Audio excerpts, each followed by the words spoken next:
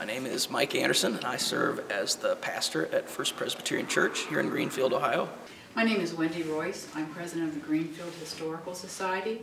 Tim Richardson. I sell businesses and franchises. I'm Heather, and this is Lee Walker, and we own the Cream and Sugar Cafe in Greenfield here. My name is Todd Wilkin, city manager. I'm Quincy Gray, and I'm the superintendent of the Greenfield Exempted Village School District.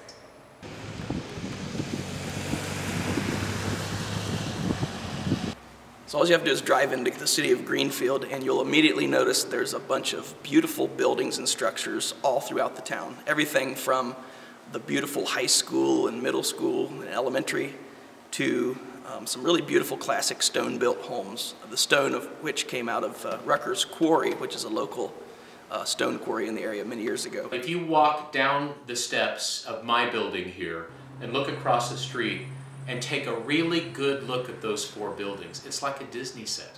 I mean, you can see Chim Chim Cheree up on top. It's breathtaking, and they desperately need to be restored and saved. They're beautiful. When you drive through downtown for the first time, people are amazed at the 1890s, 1880 architecture that is still there. You either think about the McLean schools or you think about Greenfield City Hall. I feel like when you look downtown, you see that historical architecture that coincides with our school buildings here on campus, and it just is not in the shape that we would want for it to be in. You've got a downtown area that is intrinsic. It's unusual for most towns in that it's encapsulated. There's a north, there's a south, there's an east and a west, 1 or 2 blocks any direction.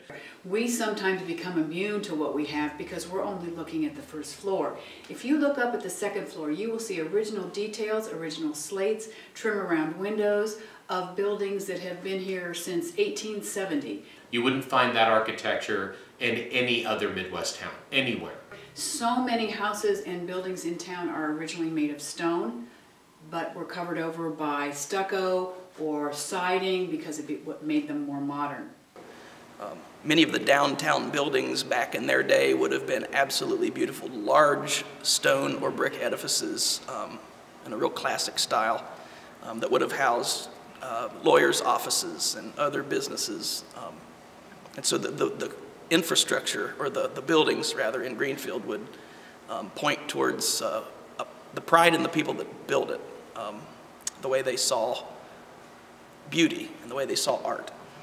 What we've learned from the building is that it was one of the original structures in Greenfield. It used to be a tannery, and then it got converted into apartments somewhere back in like the early 1900s, and then it's been a pretty popular place. Our students do have open lunch at the high school level, so we look at that as a way to give them the opportunity to go out for lunch and also to support our local businesses. The history of the town, way back in the day, there was a bustling economy, and then when those, I think it was McLean, he had a bridal shop, was it? Or yeah, like for horses. Like, horses. Yeah. Just provide them with business, and so we appreciate their support in regards to what they provide for our students as well. There seems to be some positive kind of forward movement in just kind of I think just the mentality in the town. Okay, so the history of the building, it was built in 1914. I mean, McLean High School is unique because it was gifted to the kids of this town by the McLean family. We feel very proud of how we've been able to maintain the school. And imported art and mosaic and tile and paintings and sculpture. To this day, people come from around the world to visit that school because of the beauty.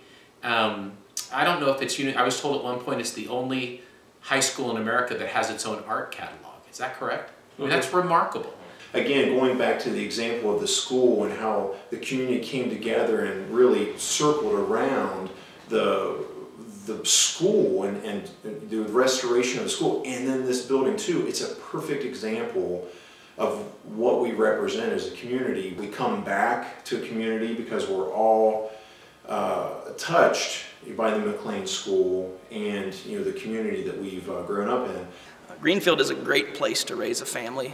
We have a great school system. This is a small community. We are located between several larger cities. Greenfield has forests, and a lot of people drive 200 miles to put their kayak in the water. We walk 200 yards. There's a sense of community here among the people where It's like one big family to some extent. We work together, we eat together, we live together. People know you. I think together as a community we care about everyone. Greenfield feels pretty safe. I am a Greenfield graduate. I've lived here all of my life. And we have all the wonderful things that a small community has. Everybody's always looking out for your kids. I remember moving here, and when my son was little, I took him to the theater.